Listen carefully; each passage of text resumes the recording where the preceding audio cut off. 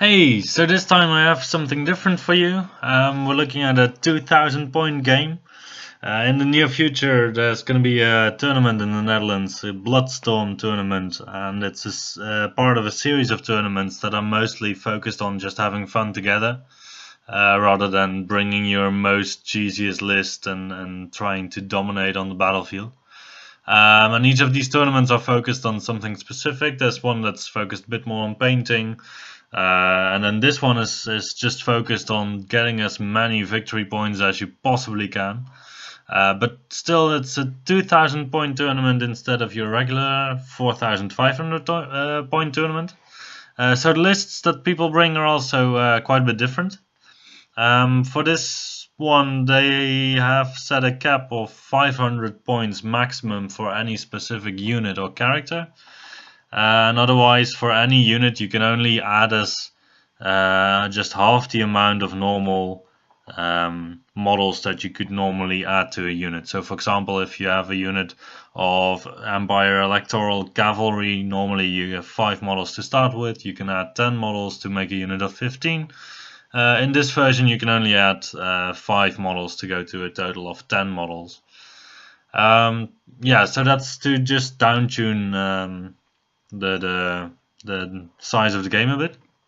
The only thing I found funny in the rules pack is that the magic is not down-tuned, so yeah, I would expect it to be quite strong at these low point levels. But anyway, so my list is a tuned down version of my Warriors of the Dark Gods list. I've been painting this for the last weeks, and I'm very excited to get it on the table in a tournament, and this small point game tournament is a perfect chance to get my warriors already on the table.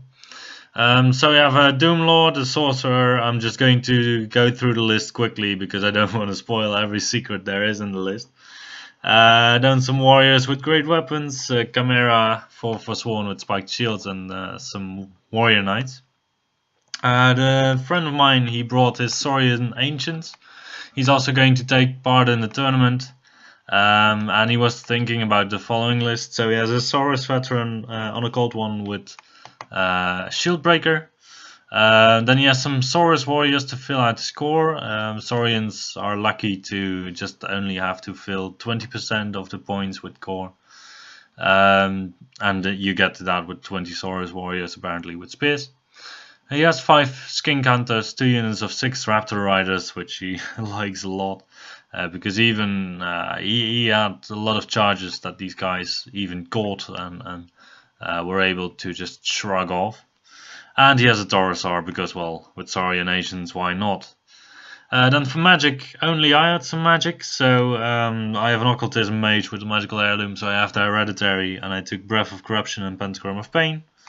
And here you can see some pictures of the armies. So first off is my Warriors of the Dark Gods army. And then we can go to the Saurian Ancients army.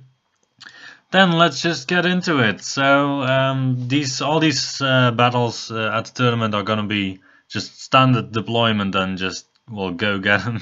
There's no secondary objectives. There's some hidden secondary objectives where you have to nominate either your own units or the enemy units, and get double victory points for them, or have to kill the enemy general, or have standards standing at the end of the game.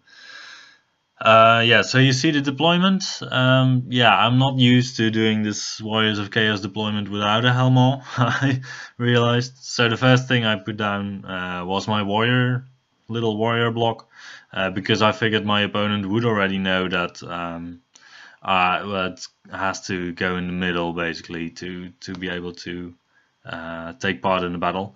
In hindsight, I could have maybe better put it next to the hill, but, well, anyway. That's why you play practice games, right? So I elected to let my opponent go first because I figured that he didn't have a lot of ranged output anyway, and I didn't expect him to be able to threaten me very much on a long range, because yeah, he has 2 units of cavalry with movement 7. That's definitely faster than my warriors, but that's only faster than my warriors. My Chimera has a higher movement, my warrior knights have a higher movement because they have a base movement of 8, even though they only march 14 inches. And the Forsworn, they don't really care about being charged by well, by any of his units basically, other than the Stegadon. That probably hurts, but yeah, I found it a bit of a shame that he didn't have a character on the Stegadon, because, well, obviously it would have been more than 500 points, I think.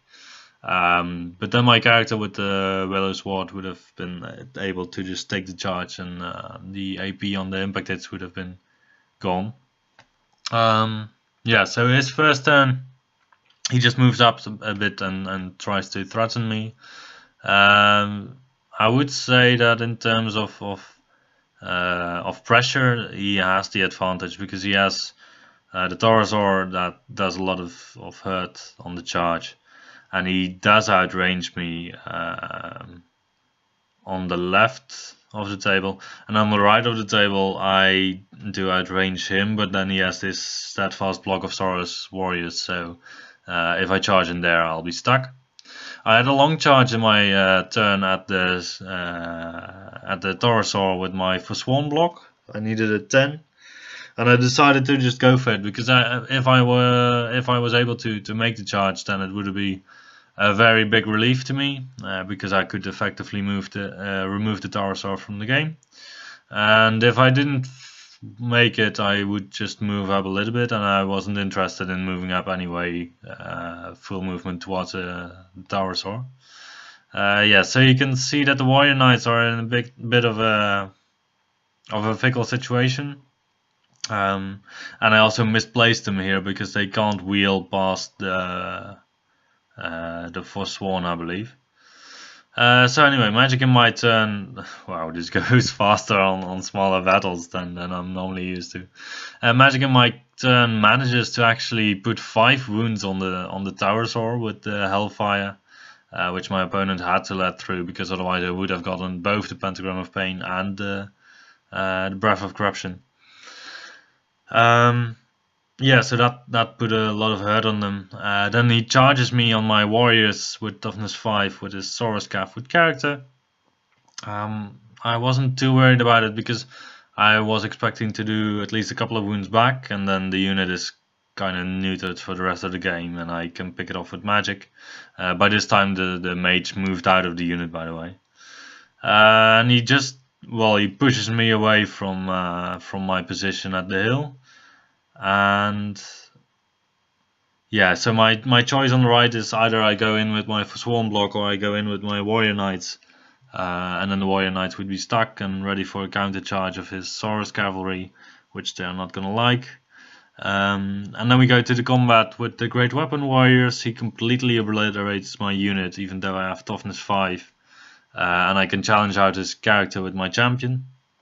So he has 10 attacks, with a reroll to hit on the ones to hit, and still manages to kill just 10 models with toughness 5, which to my mind was quite amazing, because I didn't even get to strike. So yeah, that was really a shame, I found, because even if I managed, yeah, as I said, if I managed to remove 3 knights, then it would have been fine for me. And also I unluckily am just out of sight with my Forsworn unit, forcing... I could have paid more attention to this when I was moving backwards with my warriors, but I didn't. So I should have kept this point within line of sight of my Forsworn, forcing him to make an overrun instead of being able to consolidate on the middle of my battle line, basically. Yeah, so then... Yeah, as you can see, the placement of my Chimera was wrong in the previous turn also. So basically I've been screwing up my turn 1 quite badly, I would say. Yeah, partly because I'm not used to playing... It's funny that in these small games you kind of focus... I focus in army list building on still putting down units on the table that can put out a world of hurt, rather than the essential chaff that you would need. And while I'm also restricted by the models that I currently have for the Warriors of the Dark Gods, but anyway. But I really felt a lack of support units, of chaffing units this game. Maybe I also was too enthusiastic to put my Chimera all the way on the flank, and should have just be a bit more passive. But I didn't figure that my opponent would move up so aggressively as he did, and was able to force me into a turn 2 charge on my warriors. Because well, for me, ideally, I would have just held back and blasted him with magic until his army was going to fall apart. And in this first turn, I managed to put 5 wounds on the Taurosaur.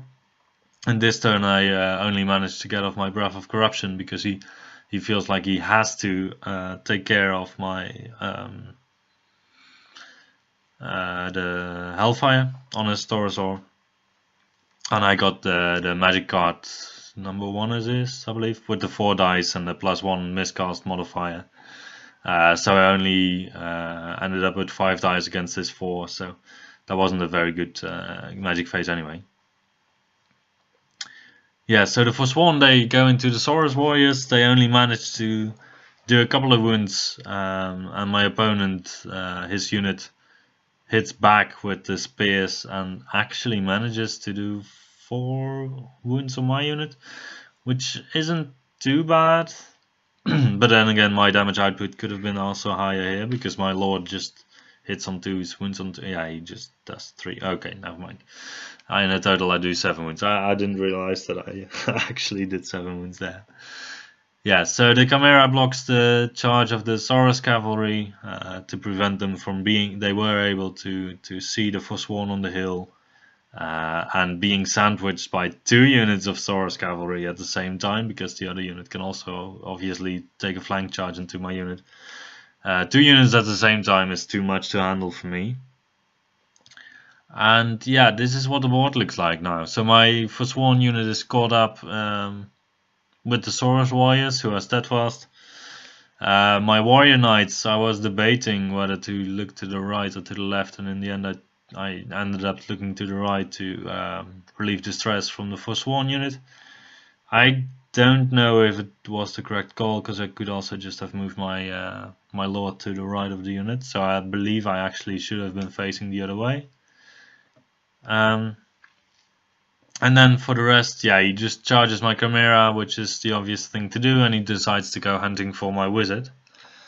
Yeah, so my Wizard only has toughness 4 and a 6+ armor save, and he manages to connect sufficient shots to kill him off the board. So that was a bummer, because he has a total of 10 shots amongst the Skinks, and then the weapon on the Stegodon, it was at long range, and he had 18 shots. Basically the 6s are poison hits, so yeah, he could expect to do 3 poison hits, and then I only had a 6+ armor save. Anyway, he killed him. Yeah, so the magic is gone. I should have protected him better, probably. So this is a game in which I learned a lot already about this small army. Just because the army is so much smaller, the flexibility is every decision you make has a way higher impact on the game, which is nice to see for a change. Yeah, so you can see that I lost already most of my army here. I don't have my magic anymore, I don't have my sloth warriors anymore, I don't have my Chimera anymore. That's about half the army that I don't have anymore. But the Warrior Knights and the Doomlord with Forsworn, they quite pack a punch still, and I managed to wrap around the flank of the Saurus cavalry with my Warrior Knights. And in this combat, yeah, you see us rolling the dice, but the end result is that the Chaos side wins by 8, I believe. Anyway, it's normally an auto break for the 2 units. In this Bloodstorm event, there still remains the insane courage roll of a double 1, where you stick if you roll a double 1, no matter the break test you have to take. Yeah, and in the end I have just 1 Doomlord left at full health, and 1 Forsworn guy with just 1 wound left, I believe, and a full Warrior Knights. But my opponent outmaneuvers me with the units that he has still left. So I decided at this point that actually the Warrior Knights would make an overrun and the Doom Lord with Forsworn would not. Oh, it's just the Doom Lord that's left actually. They would not overrun, just to make sure that yeah, the thought I had at the time was that the Doom Lord could then protect the flank of the Warrior Knights. This wasn't really necessary anyway, however, so I should probably have just also chased him with the Doom Lord to get rid of the Saurus infantry. Yeah, so in his next turn he charges in with the Saurus cavalry with a character. Unfortunately for me in this matchup, he has a shield breaker on his character, and he said that he was missing 10 points to give him the touch of greatness instead of the shield breaker, and he'd rather have given him the touch of greatness, and I would have rather him have taken the touch of greatness, because with shield breaker he kind of takes away the advantage that I have of my 1+ armor save with a rebound of the hits every time I make an armor save on a 4+. Yet in combat he inflicts, I believe in this round of combat he inflicts 2 wounds on me, and I do a couple of wounds to him, but I don't. Yeah, I already managed to kill his character, and my Doom Lord becomes a greater demon apparently. So this every time you encounter a challenge between 2 characters, or I believe also between non-characters, but I'm not sure, you have to roll on this table to see what happens to your character, because obviously he is an awesome little guy. And I rolled a 12 for this, so I get Supernal, I get a 5+ ward save, I become a demon, I cause fear. Yeah, so that's just a bit of a fluffy rule in the tournament, and obviously you're not gonna roll a 12 that often, but once it happens, it's quite hilarious to both sides of the table. Yeah, so then in shooting he manages to. Oh no, the Stegadon actually moves into the Warrior Knights on the charge, and well, it's not in base contact with the Warrior Knights because of the 3 dimensions of the hill, and Stegadon also being quite a tall model, so it would just not stand on the hill. The impact hits destroyed 3 knights. I only had to do 1 more wound. I do manage to do the wound roll, and my opponent saves the wound roll from his knight. Yeah, so that would have made a difference, because if he had not made the roll, then I could have charged his Saurus warriors. Even though they still have the spears and I'm cavalry charging into spears, I might still have made it. He jabs me up with his Skink Hunters and I beat him in combat. I only managed to kill 3 of them. And then he just flees further away. He countercharges me with his remaining Saurus cavalry. He manages to hit a couple of times, wound a couple of times. I managed to save all of those. And then on my hits back, yeah, I do. I have 2s to hit, I have 2s to wound. I managed to do 2 wounds in total only, and he manages to save both of them. So he has a flank charge.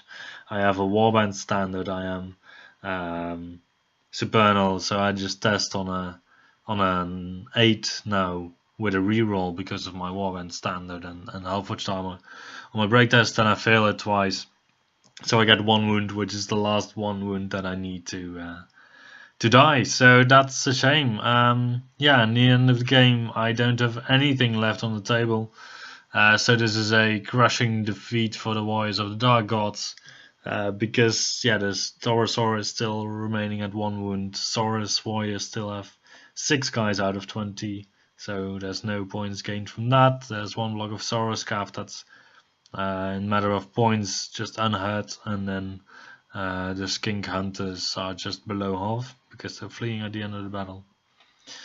Yeah, so in the end that's a bit of a downlet for me, but it's also because I'm not used to playing the list yet, and well, there's some well, luck goes both ways, obviously, and I don't want to blame it on luck. But all of the warriors dying to the Saurus cavalry was tough. Yeah, so what should I have done better? Probably I should not even have deployed as far up as I actually did now, but I didn't correctly judge the speed of my opponent's army. And other than that, maybe the warriors shouldn't have been on the flank, on the middle of the board after all, because they were very vulnerable there and they can't really move out. And yeah, I think that's the most important bit.